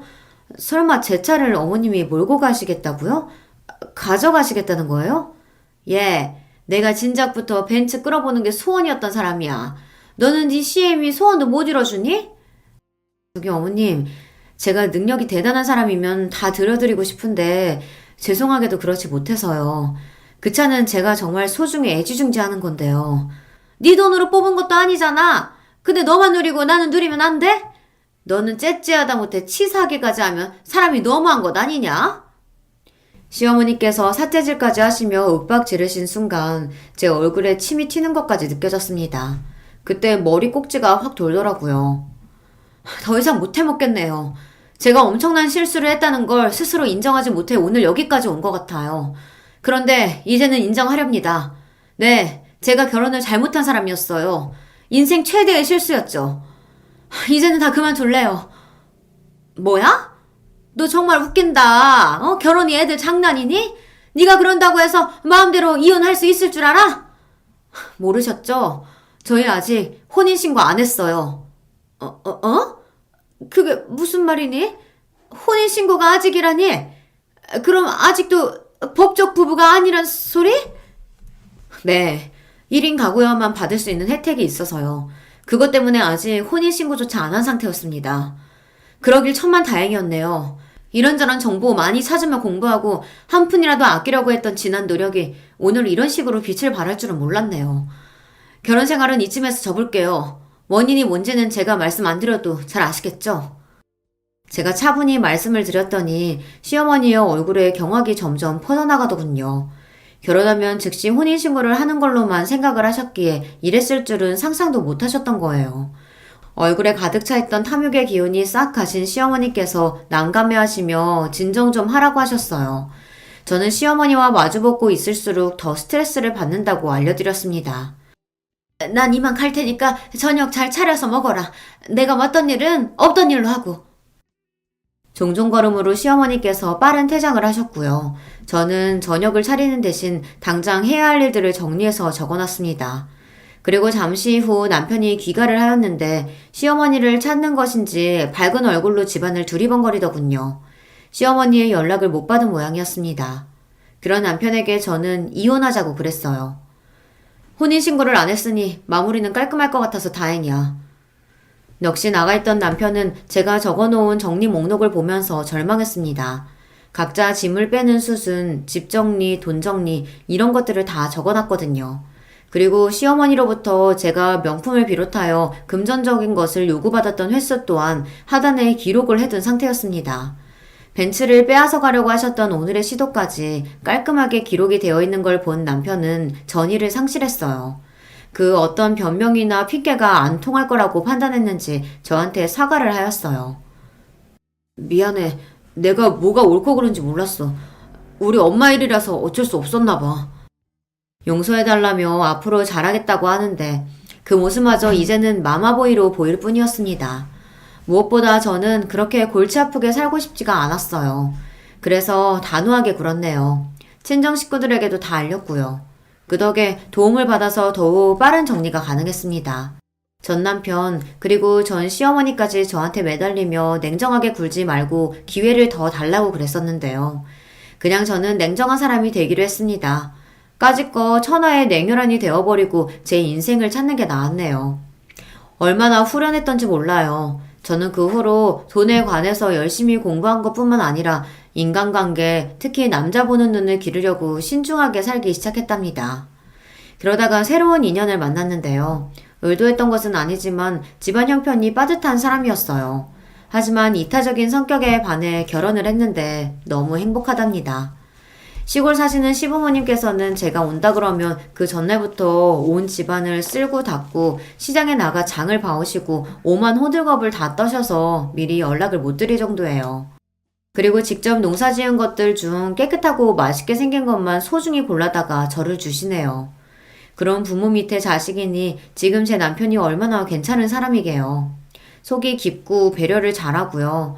저희 형부하고 비슷해서 둘이 엄청 잘 지냅니다. 그리고 여자들끼리 뭉치게 되면 언니, 새언니, 저 이렇게 3인방이 자주 커피타임을 가지며 즐겁게 지내고 있어요. 이런 게 바로 한 가족의 모습이구나 싶어서 행복하답니다. 안녕하세요. 저는 막 30대가 된 아줌마입니다. 제가 예전에 겪었던 일을 한번 털어놓고 싶어서 사연을 보내봅니다. 저는 넉넉하게 산 편이 못 됩니다. 아주 어릴 때는 도리어 잘 살았던 편이고 초등학교 졸업하고 중학교 들어갈 때쯤부터 어려워지기 시작했었죠. 아버지가 사업을 하셨었는데 그때쯤 파산해서 야반도주했던 기억이 납니다. 어른들 사정이야 복잡했을 테니 뭐 제가 어떤 사정이었는지까지 정확하게 알 수는 없었어요. 저희 친가 쪽 친척 중 한 명이 아버지 사업장에서 일을 하셨는데 중간에 횡령을 하면서 돈을 빼돌려서 채무를 갚을 수가 없어서 망했다고 그런 식으로만 이야기를 들었죠. 그래서 친가 친척하고 대판 싸우셨는데 어처구니 없게도 친가 쪽 식구들이 전부 그 횡령범 편을 들었다고 했어요. 그래서 아버지와 저희 식구들은 친가 쪽하고 완전히 인연을 끊게 되었습니다. 원래 친가가 괜찮게 살았었는데 아버지는 도와주지 않고 그 횡령범만 감싸고 돌아서 아버지도 참으실 수가 없었다고 하더군요. 친가 쪽에서 큰아버지 아들이었던 큰 사촌 오빠만 그 뒤에도 왕래를 했어요. 그것도 친가 어른들 모르게 와서 인사를 하고는 했었죠. 저하고는 나이 차이가 많이 나서 큰 사촌 오빠가 10살 정도 많았습니다. 그래서 그때도 이미 성인이었고 공부를 잘해서 서울 올라가 따로 자취를 했기 때문에 자유롭게 저희 집으로 오갈 수 있었습니다. 머리도 깨이고 도리를 아는 사람이라서 그런지 저희 집에 무척 미안해했어요. 정작 큰 집하고는 그리 상관이 없는 일이었는데도 말이죠. 아무튼 그래서 저희는 제가 중학교를 들어가면서부터 가세가 기울어져 형편없는 살림이 되었습니다. 어머니는 아버지가 정말로 애지중지하며 사랑하셨는데 원래 몸이 좀 약하셨어요. 그런데 그렇게 사업이 기울어져서 파산을 하고 야밤에 짐 싸서 도망을 나오고 이러다 보니까 충격을 받으셔서 더욱이나 몸이 안 좋아지셨죠. 그런데 살림이 어려워졌으니 적극적으로 약을 써보지도 못하고 뭐 하나 치료를 제대로 해보지도 못했습니다. 아버지는 너무 괴로워하셨지만 별다른 도리가 없었어요. 돈이 있어야 병원에 가서 진료를 받고 입원비에도 쓸 테니까요. 물론 병원에 가긴 했지만 적극적으로 필요한 치료를 알아보거나 비싼 진료비를 쓰지는 못했습니다. 어머니는 결국 제가 고등학생이 되던 해에 돌아가셨습니다. 겨우 3년 정도 버티고 돌아가셨죠. 그동안 별다른 치료도 받지 못하셨지만 그것만으로도 우리에게 남은 돈은 점점 더 바닥이 나게 되었어요. 당시 저와 아버지, 동생이 함께 사는 반지하 방은 비만 오면 물이 새고 침수가 되는 곳이었습니다. 지금도 침수되는 집들은 정말 끔찍하게 습기가 많고 곰팡이가 많죠. 그 당시에는 더했습니다. 아무런 장치도 없이 비만 오면 거리를 흐르는 물이 그대로 집에 흘러들어왔어요. 그걸 막으려고 어린 저와 동생이 같이 계단참에 모래주머니를 쌓아놓기도 했지만 별다른 소용은 없었습니다. 물은 아무리 작은 틈만 있어도 새어 들어오고 새어나가게 마련이잖아요. 집은 축축하고 곰팡이가 많아서 어렸던 저희는 기관지가 좋지 않아졌습니다. 저는 그래도 고등학교 들어갈 때나 되었지 동생은 초등학생이었어요. 여린 기관지와 폐에 얼마나 악영향이 많았을지 모르겠어요. 어머니가 돌아가신 후 아버지는 거의 삶을 포기한 것처럼 사셨습니다. 술을 드시고 밖에 나가지도 않은 채로 반지하 집의 작은 방에 문을 걸어 잠그고 사셨죠. 저희는 밖에서 아버지의 기분을 살피면서 살금살금 라면을 끓여 먹거나 밥을 먹었습니다. 그나마도 없을 때면 밖에 나가서 옆집 아주머니한테 눈치를 보면서 혹시 밥이 남은 게 있냐고 물어봤어야 했죠. 지금 생각하면 구걸이나 다름없는 짓이었는데 다행히도 옆집 아주머니가 참 넉넉한 분이시고 저희를 안타깝게 여겨주셔서 밥을 얻어먹을 수 있었어요. 저희 아버지 어떻게 지내냐고 물어봐 주시고 아버지 가져다 드리라고 여분의 음식까지도 챙겨주셨던 적이 한두 번이 아니었죠. 저는 어린 동생을 챙겨서 밥을 먹이고 아버지의 잠긴 방문 앞에 음식을 가져다 드리고는 했습니다. 아버지는 고집스럽게 방문을 열고 나오지 않으셨지만 그래도 밤이 지나고 보면 음식을 드셨는지 빈 그릇이 나와 있었어요. 그러면 제가 그 그릇을 씻어서 옆집에 가져다 드리고 감사하다고 몇 번이나 말씀을 드리고는 했었습니다. 옆집 아주머니는 제가 애 많이 쓴다면서 정말 기특하다고 저를 격려해 주시고는 했어요. 정말 고마운 분이었죠. 그런데 어느 날 동생이 많이 아팠습니다. 열이 너무 많이 오르고 심하게 기침을 해서 제가 어떻게 해야 할지 알 수가 없었어요. 예전에 어머니가 돌아가실 때가 겹치며 떠오르더군요. 어머니도 돌아가실 때 열이 많이 났고 목이 아프다면서 힘없이 기침하다가 결국 숨을 거두셨거든요. 저는 너무 무서워서 동생을 끌어안고서 차가운 물로 수건을 적셔 온몸을 닦아주었지만 열은 쉽게 내리지를 않았습니다. 애 온몸이 불덩이처럼 뜨끈뜨끈하고 가슴과 목이 아프다면서 고통을 호소하는데 능력도 없고 아무것도 할 수 없는 고등학생이었던 저는 그저 울기만 했어요. 그런데 기침하는 소리가 들렸는지 평소 아무런 기척도 없던 작은 방에서 문이 열리고 아버지가 나오셨죠. 야, 너 지금 걔 아프냐? 아버지는 믿을 수 없다는 듯이 물어보셨어요. 저는 고개를 미친 듯이 끄덕이면서 어떻게든 해달라고 지금 애 죽을 것 같다고 아버지 바지가랑이를 붙잡았지요. 사실 지금 생각해보면 당시 아버지가 뭘 어쩔 수 있다고 아버지에게 매달렸는지 모르겠어요. 어머니 돌아가시고 나서 거의 1년 넘게 술만 드시던 아버지는 이제 돈도 뭣도 아무것도 없이 빈털터리 신세였고 남들하고 말도 더듬으면서 하게 되셨거든요. 하지만 아버지는 동생을 보자 어머니가 돌아가실 때가 생각나셨는지 얼굴이 시뻘겋게 변해서 얼른 저한테서 동생을 데려가셨습니다. 애가 너무 열이 오르고 기침을 멈추지 않는 걸 보시더니 급한 얼굴로 동생을 안고서 밖으로 뛰쳐나가시더라고요. 아버지는 막무가내로 병원 쪽을 향해서 뛰셨습니다. 어머니가 돌아가실 때 병원에서 가까운 집을 잡았기 때문에 상당히 가까운 편이었죠. 아버지는 미친 것처럼 병원으로 뛰어가서 응급실로 가셨어요. 어머니 돌아가시기 직전에도 자주 그랬던 것처럼요. 의료진들이 상당히 놀라신 것 같았지만 일단 간호사의 안내를 받아서 다시 접수를 하러 돌아갔습니다. 다행히도 그곳에 계시는 간호사분이 저희를 아시는 분이었어요. 어머니가 편찮으실 때 저희 사정을 많이 봐주셨던 분이었죠. 간호사는 저희한테 접수를 하도록 알려주시고 곧 사라지셨다가 의사 한 분과 돌아오셨어요. 다행히도 응급실에 사람이 없어서 저희를 곧장 데려다가 동생을 침대 위에 눕히고서 진찰해 주셨죠. 의사 선생님은 간호사한테서 사정 이야기를 조용히 들으시더니 알았다며 웃고서 동생을 잘 봐주셨어요. 그러고서는 동생은 여기 좀 더 누워있으라고 약을 놓을 거라 곧 열이 떨어질 테니 괜찮을 거라며 저희를 다독여주고서는 가셨습니다. 간호사의 말을 들어보니 다행히도 큰 병은 아니고 그저 감기가 갑자기 심하게 왔던 거라고 했어요. 그런데 면역력이 워낙 많이 떨어져 있는 상태라서 애가 많이 아팠던 거였죠. 아버지는 정말 10년 감수한 얼굴로 의자에 털썩 앉으셨고 간호사님은 저희 부녀가 안쓰러워 보였던지 저희를 복도로 따로 불러내서 음료수를 한 잔씩 쥐어주셨어요. 정말 숨이 턱에 차 있었고 너무 지쳐 있었는데 그 달달한 음료수 한 잔이 얼마나 고맙고 마음이 저렸는지 모릅니다. 아버지도 마찬가지였는지 음료를 제대로 넘기지도 못하시면서 목임에서 간호사한테 감사하다고 연신 말씀하시고 계셨어요. 그러더니 간호사분은 웃으면서 제 손을 토닥거리시더라고요. 오늘은 수납 안 하시고 그냥 가셔도 됩니다. 제가 처리해 놓을게요. 하지만 비용은 별다르게 처치한 게 없어서 괜찮아요. 그 간호사분은 저희 어머니를 봐주시면서 저희 집이 무척 가난하다는 걸 잘 아셨어요.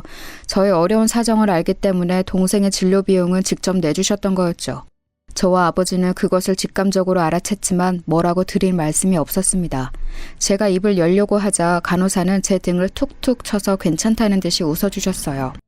다행히도 그날 저녁 동생은 열이 꽤 내려서 집으로 올 수 있었습니다. 동생을 들쳐업고서 집으로 돌아오는 길에 아버지의 발을 봤더니 신발을 짝짝이로 신고 나오셨더라고요. 얼마나 급하고 애가 달았으면 저러셨을까 싶어서 가슴이 아팠습니다. 그런데 사실 그 뒤를 따라서 뛰쳐나왔던 저 역시도 신발을 바꿔 신고 있더라고요. 제가 저도 모르게 제 발과 아버지 발을 보면서 웃어버리자 아버지가 의아하다는 듯이 돌아보셨습니다. 저는 웃다 말고 발 쪽을 가리키면서 신발에 대해서 말했고 아버지 역시도 작게 웃음을 터뜨리셨죠. 아직 정신이 맑지 않은 동생은 아버지의 웃음소리를 오랜만에 들어서인지 만족한 얼굴로 아버지 등에 얼굴을 비볐습니다. 아버지는 그것을 느끼시고서는 어딘가 울적한 표정이 되시더라고요. 내가 그동안 슬프다고 너희를 너무 버려뒀구나. 이래선 안 되는데. 아니에요, 아버지. 애가 이렇게 아플 때까지 알지도 못하고 술만 처먹으며 살았으니 저 세상에서 너희 어머니가 나를 엄청나게 혼낼 거다. 아버지는 슬프게 말씀하시면서 한숨을 쉬셨습니다. 저는 아버지의 슬픈 분위기에 말도 꺼내지 못하고 가만히 있었죠. 그리고 그 다음 날부터 아버지는 완전히 달라지셨어요. 술병을 전부 다 내다버린 아버지는 일단 얼굴과 몸을 씻고서 오랜만에 깔끔한 옷을 골라서 입고 나오셨습니다. 정말 몇 년 만에 이렇게 말끔한 모습을 처음 보는 것 같아서 제가 놀라 눈을 껌뻑이고 있으려니 아버지가 웃으면서 제 머리를 쓰다듬어 주셨죠. 내가 지금 친구들이고 어디 꼭 가서 돈 벌만한 곳을 찾아보려고 한다. 너는 동생 잘 챙기면서 있으렴. 네, 아버지. 아버지는 다정하게 그렇게 말씀하시고서 나가셨어요. 한 2, 3일 못 들어올지도 모른다고 하시면서요. 나중에 말씀을 들어보니까 그때 알고 있는 친구들을 총동원해서 그분들한테 일자리가 없는지를 물어보고 다니셨다고 하더라고요. 돈도 얼마 남지 않은 상태에서 교통비가 아까워 걸어서 먼 거리도 가셔서 일 시켜줄 수 없냐고 물으실 때 아버지의 그 심정이 어땠을까요? 옛날이라고는 해도 사업으로 잘 나가던 분이 친척 횡령으로 사업이 기울고서 그 뒤에 자기와 비슷하거나 못하던 친구들한테 머리를 숙이며 직장을 구해야 했던 그 심정이 말이에요. 아마도 아버지 혼자셨으면 그렇게 하지 않으셨을 거예요. 저와 동생 때문에라도 살아야 하니까 그렇게 하셨던 거였겠죠. 하지만 직장은 구하기가 쉽지 않으셨어요. 당연히 아버지 연세도 있으시고 술 드시며 생활하셔서 체력도 떨어진 상태였으니 기꺼이 일자리를 주려는 사람이 없을 수밖에 없었죠. 아버지는 정말 고생하면서 알아보고 다니시다가 결국 지인이 연결해준 일자리로 들어가셨어요. 좋은 곳이었다면 정말 너무 좋았겠지만 아쉽게도 건설 현장직이었죠. 그래도 일을 이거라도 시작한 게 어디냐면서 아버지는 기뻐하셨습니다. 그즈음 큰 사촌 오빠가 좀 더 자주 찾아오게 되었어요. 이전까지는 사촌 오빠도 대학 다니며 공부하는 학생이었기 때문에 찾아오더라도 잠깐 저와 동생 얼굴만 보고 간식 사주고 돌아가는 그 정도였거든요. 그런데 이제 취업을 했다면서 저희 집에 인사를 오더라고요. 그러면서 저희한테 작은 선물도 사다 주고 저희 가족한테 식사도 대접했고요. 사촌 오빠도 취직해서 상당히 바빴지만 그래도 시간을 어떻게든 내서 오더군요. 아버지는 사촌 오빠한테 정말 면목 없다면서 고마워하셨죠. 제가 고등학교를 졸업하고 나자 사촌 오빠는 제게 일자리도 알아봐 주었어요. 저는 어차피 공부도 잘 못해서 대학에 갈 성적도 아니었고 형편도 안 되었죠. 사촌 오빠는 자기가 일하는 사무실에서 사무보조로 사람을 구하는 자리에 저를 앉혀주었고 저는 나름대로 성실성 하나는 자신 있었기에 그 호의를 기꺼이 받았어요. 사촌 오빠는 걱정하지 말라고 제 동생도 졸업하고 나면 이런 일자리 얼마든지 구할 수 있다면서 저희를 안심시켜주기도 했죠. 언젠가는 사촌 오빠한테 물어봤던 적이 있어요. 왜 우리한테 이렇게 신경을 많이 써주냐고요. 사촌 오빠는 조그만 게 별걸 다 물어본다면서 웃었지만 곧 대답을 해주더라고요. 너의 부모님이 어릴 적에 내 편을 들어주신 적이 있거든. 편이요? 내가 친구랑 싸웠는데 사실 걔가 내 연필을 훔쳐가서였어. 그런데 부모님이 그것도 모르고 나만 혼내고 있으니까 내 이야기를 좀 들어보라면서 뭔가 사정이 있었을 거라고 말씀해 주셨지. 너희 어머니는 나 감싸고서 꼭 안아주셨고 말이야. 그때 정말 너무 감사했었어. 어릴 적에 저희 부모님이 사촌 오빠를 억울한 상황에서 구해준 적이 있다는 거였어요. 그때 꼭 저희 부모님한테 잘해드리겠다고 생각했다고 하더라고요. 그런데 그 어린아이가 생각했던 것을 커서도 지킨다는 게 보통 일은 아니잖아요. 그런 면에서 사촌 오빠가 정말 대단해 보이더라고요. 그래도 제가 직장을 잡고 나서는 집안 사정이 약간 나아지기는 했죠. 아버지도 건설 현장 나가서 돈을 벌어오셨고 저도 작지만 안정적으로 월급을 가져왔으니까요. 처음 제가 그 적은 월급을 집에 가져가서 고기를 사가지고 왔을 때 아버지는 거의 울 것 같은 표정이셨어요. 제가 고등학교 졸업할 때까지 아르바이트 한 번도 못하게 하셨던 분인지라 제가 벌어온 돈이 너무 감동적이셨던 것 같아요. 아버지는 그 고기를 드시면서 기특하다, 장하다, 너무너무 자랑스럽다면서 저를 한껏 추어 올리셨죠. 동생도 정신없이 고기를 먹으면서 너무 맛있다며 기뻐했고요. 그래서 저는 직장 다니는 게 힘들지를 않았어요. 꾸중을 듣더라도 이것만 참고 견디면 집에 조금이라도 맛난 걸 사다 줄 수 있다. 동생 책 한 권 더 사다 줄 수 있다. 아픈 아버지 파스라도 하나 더 사드릴 수 있다. 그런 생각으로 살았으니까요. 정말 어찌나 직장 자체가 고마웠는지 몰라요. 그리고 사촌 오빠가 법무사로 합동 사무실에 들어간 거라 거기 따라 들어간 저도 일 자체가 깔끔했어요. 사람들도 제가 사촌 오빠하고 친척이라는 걸 알았기 때문에 저한테 잘해주시는 면도 있었고요. 그렇게 직장에 다니다 보니 한 5년 뒤쯤 결혼을 생각하게 되었죠. 한 사무실에서 일하던 사람인데 법무사는 아니고 그냥 일 처리해주는 사무직 직원쯤 되는 사람이었어요. 직원이라고 해야 할지 아르바이트라고 해야 할지 저보다 늦게 들어와서 직급은 낮았었지요. 나름대로 제가 빨리 들어가서 일을 열심히 한 터라 사무실 분들이 저한테 직급을 달아주셨거든요. 그래서 제가 20 중반에 벌써 대리직함을 달고 있었죠. 제가 돈을 그럭저럭 벌기 시작한 뒤 1년 뒤에는 아버지가 다치셔서 건설 현장직을 그만두시고 고물을 주어서 집안 경제에 보태고 계셨어요. 그래도 제가 대리인지라 돈이 많이 쪼들리지는 않았죠. 그 사람은 계약직으로 좀 불안정한 위치긴 했지만 그래도 나름 성실하게 일을 해주어서 가까워지기 시작했어요. 둘이 같이 사무실에 남아서 같은 일을 함께 나눠서 하다 보니 심리적으로도 가까워졌고 점점 더 호감이 쌓여서 결국 결혼까지 가게 되었죠. 사촌 오빠는 어쩐지 그 사람을 그리 좋아하지 않는 것 같았지만 제가 좋다고 하니까 별말 없이 그러냐고만 했어요. 아버지야 제가 좋다는 사람이면 거의 무조건 좋다면서 오케이 하시는 분이었고요. 사무실 사람들 축하를 한껏 받으면서 결혼한 후 남편은 직장을 옮겼어요. 아내하고 같은 사무실, 게다가 아내가 직급이 높은 곳에서 일하는 게 조금 어색하다는 이유에서였지요. 그리고 나서 얼마 있지 않아 제가 임신했고 남편은 제게 직장을 그만두는 게 어떠냐는 제의를 해왔어요. 내가 직장 그만두면 우리 벌이가 괜찮을까? 우리 애 태어나면 돈 많이 들어갈 텐데. 상관없어. 야, 내가 우리 가족도 못 먹여 살린 남자 같아? 네가 직급 잠깐 높았다고 나 무시하지 마. 남편은 장난스럽게 말하기는 했지만 자기 무시하지 말라면서 저한테 퉁박을 주고는 했죠. 원래부터 자기가 저보다 직급이 낮았던 것을 그리 좋아하지 않았던 터라 저는 그럴 때면 얌전히 입을 다물고는 했어요. 굳이 집안에 분란을 일으키는 게 좋지 않을 것 같기도 했거든요. 저는 아버지와 어머니가 워낙 금술이 좋으셨기도 해서 부부간에는 목소리도 높이지 않는 거라고 생각하고 있었어요. 그래서 남편의 말을 따라서 사무실도 그만 나가게 되었습니다. 사촌 오빠는 상당히 걱정하는 눈치였지만 그래도 별말은 하지 않은 채 무슨 일 있으면 꼭 오빠한테 연락하라는 말 한마디만 했죠. 뭐 다 좋았습니다. 남편은 그래도 작은 직장이라도 다니고 있었고 저는 임신해서 몇 개월 뒤면 아이를 낳을 상태였으니까요. 그런데 문제는 따로 있었습니다. 남편이 이제 돈을 모아야겠다. 월세 아끼자면서 시댁하고 합가를 하자고 했거든요. 저는 그게 정말로 끔찍하게 싫었는데도 말이죠. 저희 시댁은 시어머니하고 시누이가 있었습니다. 시어머니는 굉장히 욕심이 많다고 해야 할까요? 뭔가 자식들한테 바라는 게 많은 사람이었어요. 시누이는 새침해서 말이 없고 속도 모르겠는 사람이었고요. 시아버지는 일찌감치 돌아가셔서 시어머니가 기르셨다는데 그래서인지 남편도 시어머니 말을 너무 잘 들었어요. 이번 합가 역시도 시어머니가 뭐하러 따로 사냐고 어차피 애도 나올 건데 들어와 살라고 해서 벌어진 일이었죠. 합가 이야기가 나온 날 처음으로 남편하고 싸웠습니다.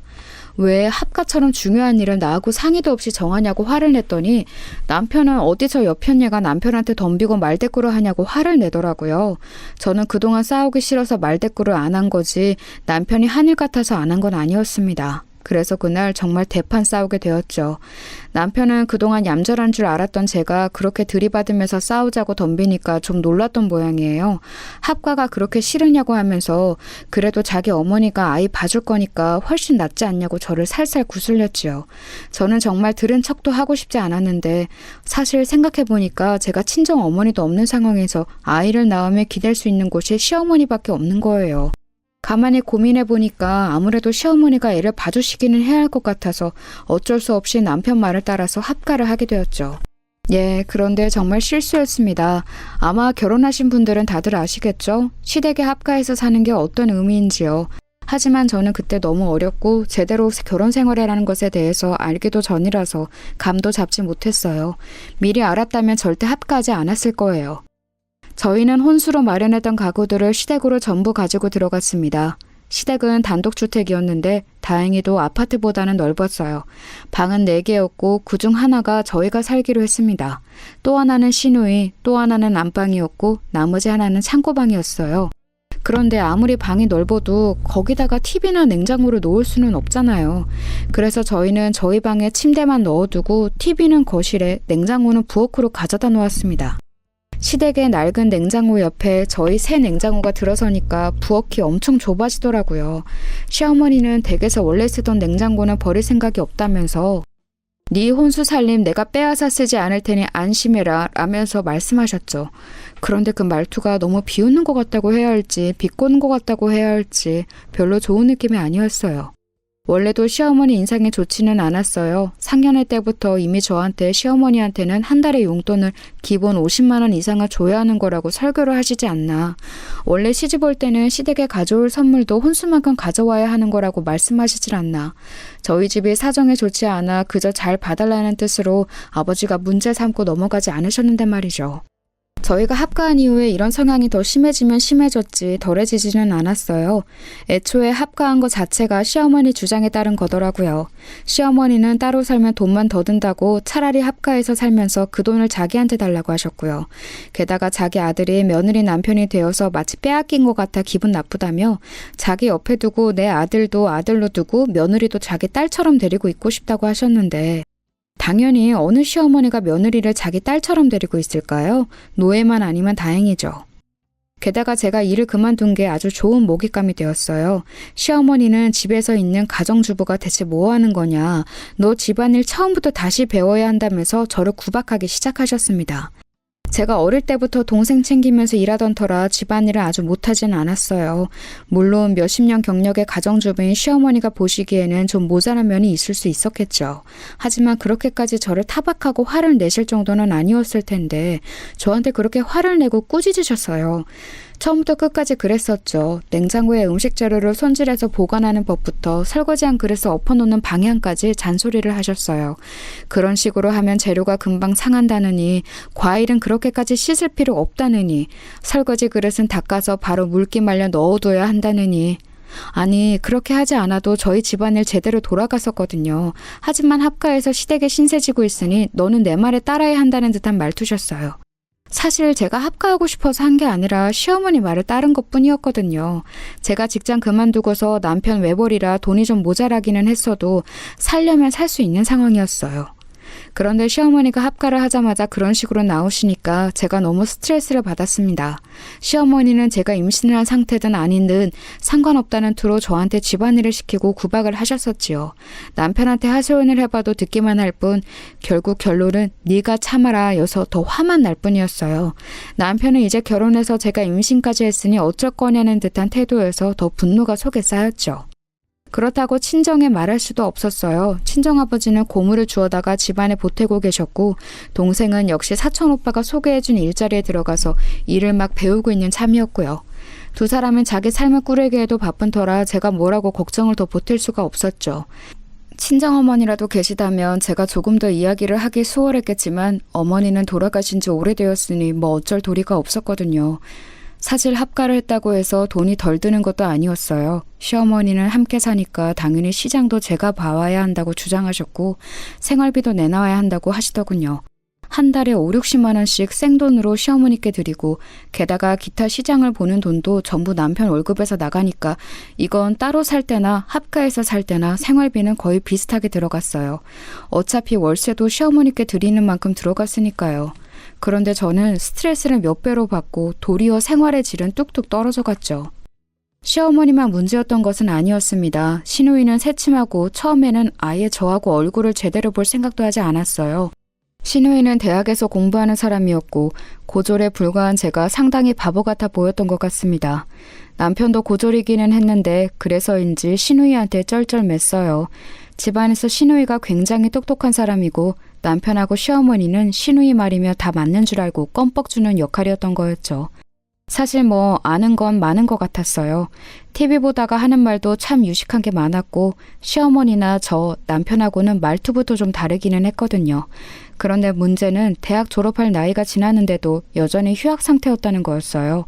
우울증이라나 뭐라나 공부는 하고 싶지 않지만 그래도 대학을 그만둘 수는 없다면서 휴학을 반년했다가 1년으로 늘렸다가 복학했다가 다시 휴학했다가 그걸 반복하는 중이었죠.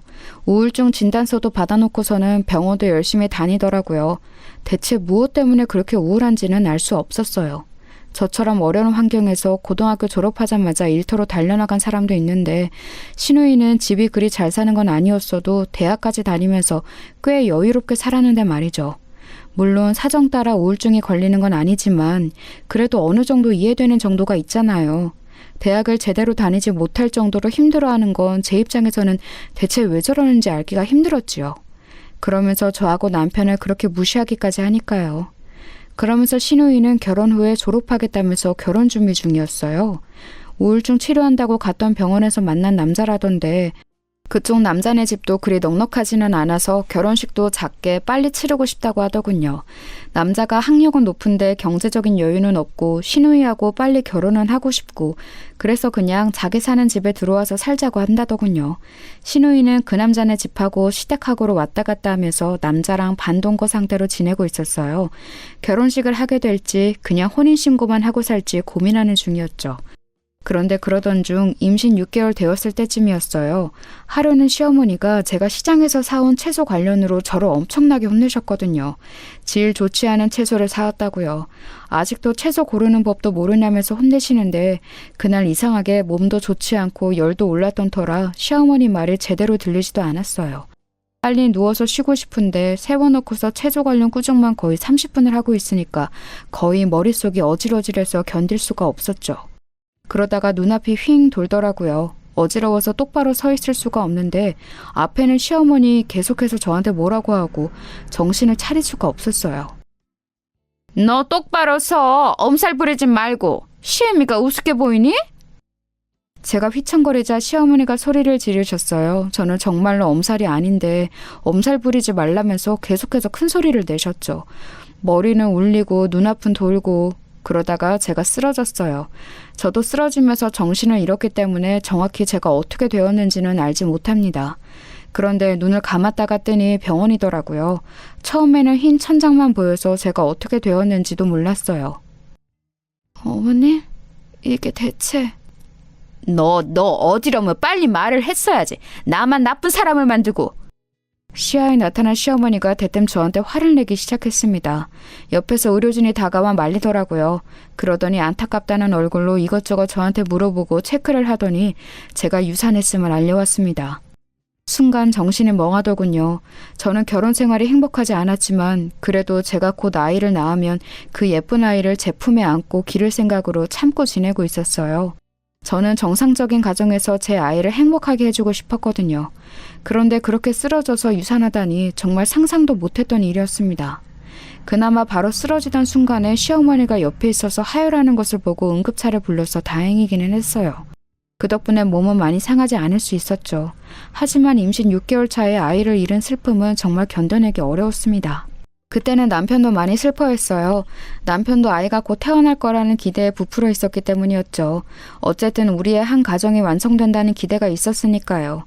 그래서인지 남편은 저를 위로하려고 올해 여름 휴가를 가자는 말을 꺼냈어요. 원래 어디 놀러 가자는 말을 아예 안 하는 사람이었기 때문에 무척 의외였지요. 이래저래 돈도 부족하고 아이 키우려면 아껴야 한다면서 언제나 집에만 있었거든요. 하지만 이번에는 그래 유산도 했는데 기분 전환이라도 하자 싶어서 동의했습니다. 시어머니는 저희 부부가 여름 휴가를 간다고 하니까 그거 자체도 아주 못마땅해 하셨어요. 당연히 본인도 데리고 가는 줄 알고 있었는데 남편이 조심스럽게 우리끼리만 간다고 말을 했더니 눈을 도끼 눈으로 뜨시더군요. 하지만 시어머니한테도 유산의 책임이 있다고 생각했던 저는 당시 시어머니한테 감정이 무척 안 좋았어요. 남편도 그걸 알고 있었고 그래서 시어머니와 같이 휴가를 가지는 못한다는 것도 알았었죠. 저희는 기분 나빠하는 시어머니를 뒤에 두고서 휴가를 떠났어요. 여름 휴가라고 해봤자 저희가 그렇게 넉넉하지 못했기 때문에 그냥 국내 여행이었죠. 제주도도 아니고 저 밑에 남해 쪽으로 가서 한 4박 5일 쉬다가 올라왔어요. 차가 없던 시절이라 많이 돌아다니지도 못했지만 그래도 시댁에서 떨어져서 며칠 시어머니 얼굴을 안 보니까 나름대로 신선하더라고요. 남편도 오랜만에 제 눈치를 보면서 제게 맞춰주었고요. 그런데 문제는 이제 돌아왔을 때 생겨 있었죠. 저희가 집에 돌아와서 시어머니께 인사하고서 방에 들어가는데 집안이 뭔가 휑한 거예요. 저는 너무 이상해서 주변을 둘러보았죠. 저희가 혼수로 사서 시댁으로 가지고 들어왔던 가전들이 없다는 걸 깨닫는 데는 얼마 걸리지 않았어요. 어머님? 저희 TV하고 냉장고가 어디 갔죠? 너무 이상한 일이었어요. TV하고 냉장고처럼 큰 가전들을 어디다 치워버릴 수도 없는 거고 발이 달려서 도망갈 것도 아니잖아요. 그런데 방에 들어가니까 저희 침대도 없었죠. 그래도 혼수였는데 심지어 여행 갈 때 방문은 잠그고 갔는데 그게 열려있더라고요. 어머님, 이게 어떻게 된 일이에요? 너희 시누이 집에 가져다 놨다. 네? 그게 무슨 말씀이세요? 시누이 혼수 마련해줄 돈이 없잖니. 내가 줬다. 뭐라고요? 정말 믿을 수가 없더라고요. 아무리 상식이 없어도 그렇지 며느리와 아들 부부 혼수로 사온 물건을 자기 딸 혼수로 가져가게 했다뇨. 저는 너무 경악해서 말을 잇지 못했고 마찬가지로 남편도 놀란 눈치였어요. 하지만 시어머니는 뭐가 잘못되었냐는 듯 아주 태어난 얼굴이었죠. 왜? 뭐가 잘못되었니? 너 어차피 TV도 잘 안 보고 냉장고도 내 냉장고로 쓰면 되잖아. 시누이한테 그 정도도 못 줘? 그렇게 속 좁은 애였니? 시어머니는 제가 얼굴이 시뻘개지자 도리어 제가 속이 좁다면서 타박하기 시작했어요. 그게 무슨 말씀이세요, 어머님? 엄연히 저희 물건인데. 그리고 그게 어떻게 마련한 건지 알기나 하시는 거예요? 뭘 알아? 돈 벌어 샀겠지 뭘 어떻게 마련하니? 넌 항상 그게 문제야. 네 사정이 남들한테도 똑같이 중요할 거라고 생각하는 거. 어머님, 그거 저희 친정아버지가 고물 주워 모은 돈으로 마련해 주신 거라고요. 정말 피를 토할 것 같더군요. 저 결혼하기 전 친정아버지는 몇 년 동안 고물을 주어서 번 돈을 아끼고 아껴서 모은 것으로 제 혼수를 마련해 주셨어요. 물론 돈이 얼마 되지 않아서 좋은 것을 해주실 수는 없었죠. 하지만 제게는 그 무엇보다 소중했던 혼수였습니다. 그래서 시댁으로 들어올 때도 사이즈도 맞지 않는 그 물건들을 다 들고 들어온 거였고요. 허, 그게 자랑이냐? 너희 친정아버지가 고물 줍는 게 자랑이야? 어디 시애미한테 소리를 지르고 대들어? 제가 소리를 지르면서 화를 내자 시어머니가 도리어 목에 핏대를 세우면서 맞대고 소리를 질렀습니다. 상황이 잘못되어 가는 거를 깨달았는지 남편이 급히 시어머니를 말리려고 했지만 이제 말릴 수 있는 상황이 아니었죠. 시어머니가 저렇게 나오면서 저희 친정아버지를 모욕하는데 제가 그냥 참고 있을 수는 없었어요. 제가 남편하고 결혼하면서 며느리가 된 거지 마음대로 모욕당하는 노예가 된 건 아니었으니까요. 야, 네 딸 정신병자 되어서 돈 한 푼 빈털털이라고 결혼하는 건 자랑이냐? 뭐라고? 나 더 이상 이 결혼 유지 안 해. 이혼해. 그리고 당신은 남의 물건 훔친 죄로 감옥이나 가. 저는 그 자리에서 바로 경찰에 전화를 했습니다. 정말 화가 나서 견딜 수가 없더군요. 남편이 저를 말리려고 했지만 저는 남편 손도 쳐버렸습니다. 제가 남편 손을 쳐내는 걸 본 시어머니가 저한테 달려들어서 제 머리채를 잡더라고요. 그래서 저도 옳다구나 하고 시어머니 뺨을 쳐버렸습니다. 제대로 후려갈겼더니 시어머니가 저 멀리 휘청거리면서 멀어졌고 남편이 또 눈이 돌아서 미쳤냐며 제 몸을 밀어젖히더군요. 남자가 미는 건 또 다르잖아요. 저는 거의 뒤로 휘청거리면서 밀려나는데 남편이 다시 한번 제 옷을 쥐고서 막 멱살을 잡고 흔들어댔습니다. 자기 어머니를 때렸다고 분개하면서요. 자기 마누라 머리채 잡힐 때는 꼼짝도 하지 않고 있더니 저는 남편이 돌아와 있는 게 보여서 얼른 사촌오빠한테 전화를 했습니다. 저희 아버지는 이제 편찮으시고 몸도 약하셔서 이런 상황에 부를 수 없었고 사촌오빠는 곤란한 일이 생기면 언제든지 전화 연락을 하라고 했으니까요. 오빠, 지금 저희 집으로 와주세요. 남편이 저 때려요. 그래? 알았다. 몸 조심하고 기다려. 사촌오빠는 제가 막 뱉어낸 말에도 앞뒤 설명을 요구하지 않고 곧장 짧게 대답하더니 전화를 끊었죠. 그 사이에 벨이 울렸고 제가 뛰어나가서 문을 열었어요. 경찰이 신고를 받고 왔다면서 집안을 살펴보는데 문을 열어준 제가 옷차림이 흐트러져 있으니까 얼른 저를 보호하려는 듯이 나서더라고요.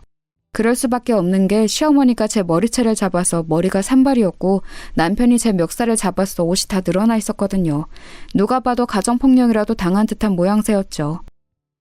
아니, 별일 아닙니다. 경찰부대 그냥 돌아가셔도 됩니다. 아니요, 저희가 신고받고 왔으니 그냥 갈 수는 없습니다. 그리고 이 여성분 지금 좀 위험한 상황이셨던 것 같은데요. 신고하신 분이 누구시죠? 저예요. 잘 찾아오셨어요. 저 좀 보호해주세요. 저는 얼른 경찰들 뒤로 숨었습니다. 졸지에 가정폭력범으로 몰리게 된 남편과 시어머니가 난처한 얼굴이 되었죠. 아니, 가정폭력범으로 몰리는 게 아니라 그냥 그거였어요. 둘이서 저 하나를 상대로 머리채를 잡고 멱살을 잡았으니까요. 시어머니는 일이 이렇게 진행될 줄은 몰랐는지 얼굴이 시뻘개져서 상황을 횡성수설 설명했어요.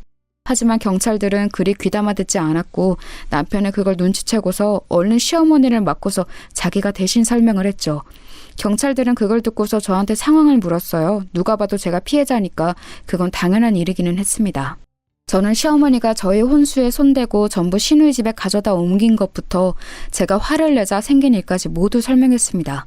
방은 잠가두고 나가는데 그걸 억지로 열어서 침대까지 빼갔다는 사실을 말하자 경찰들 모두가 심각한 표정으로 시어머니를 돌아봤어요.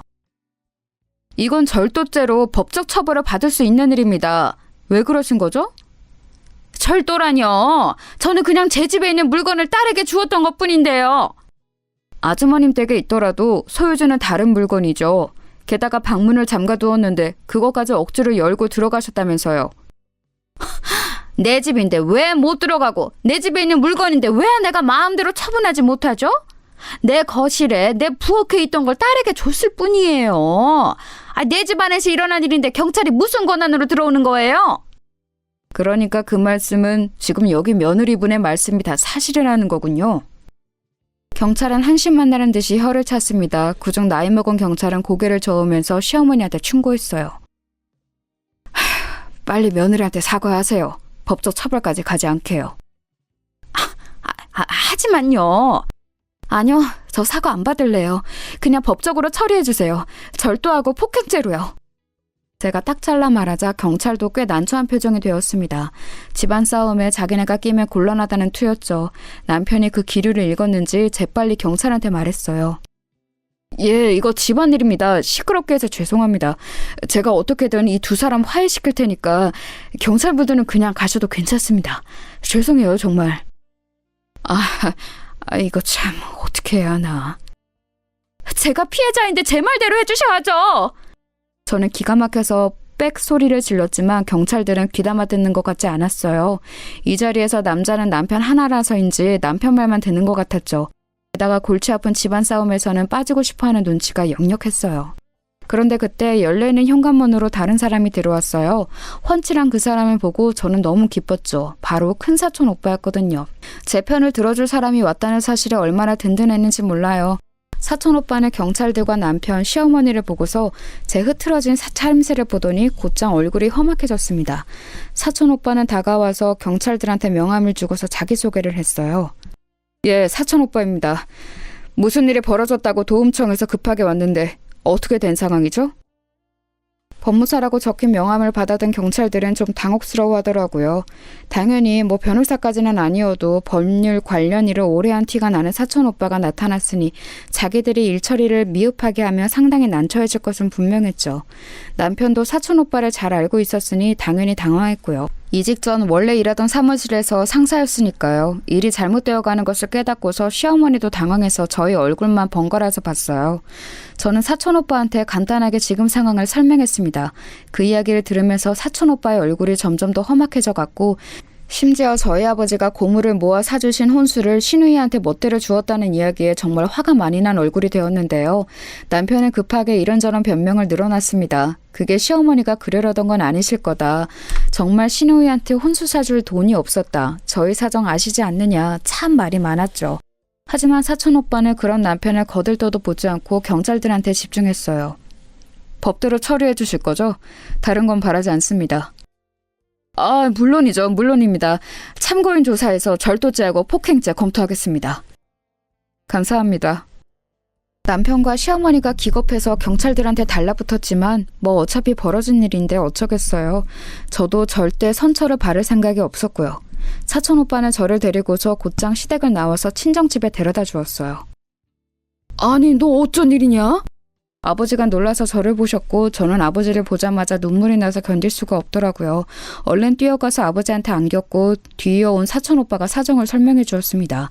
애초에 제가 유산했던 것을 알았을 때부터 아버지는 화가 많이 나셨었는데 이런 일이 생기고 나니 이제 아예 갈라서라고 펄펄 뛰시더라고요. 그로부터 며칠 뒤 남편이 초췌해진 얼굴로 찾아왔습니다. 경찰 조사를 받아야 한다는 사실 때문인지 얼굴이 아주 피폐해졌더라고요. 친정집 앞으로 찾아온 남편은 저한테 결국 고개를 숙였습니다. 여보, 미안해.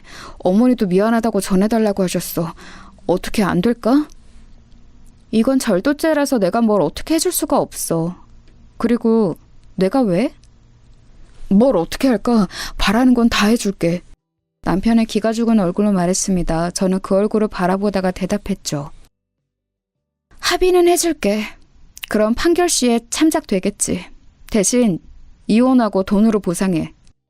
이혼? 꼭 그렇게까지 해야겠어? 그럼?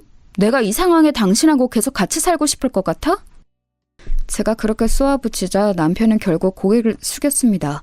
저희 친정집 창문으로 아버지가 험상궂은 얼굴로 내다보고 계셨고 이제 더 이상 저를 설득할 수 없다고 느꼈던 것 같아요.